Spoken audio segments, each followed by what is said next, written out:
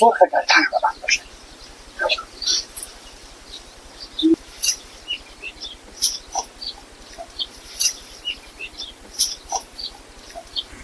دیپا چرا گیلک باتی؟ ما چون؟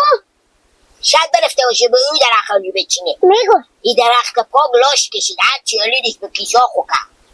اگه بو خورده باشه چه کار کنی؟ نه بو گفتم نخوری که گناه میشه به خیر خوشی.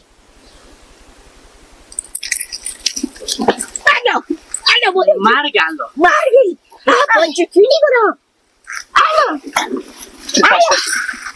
بتاشو آبا جو پس ما ادرو خور به خان شما مد منداختم ها.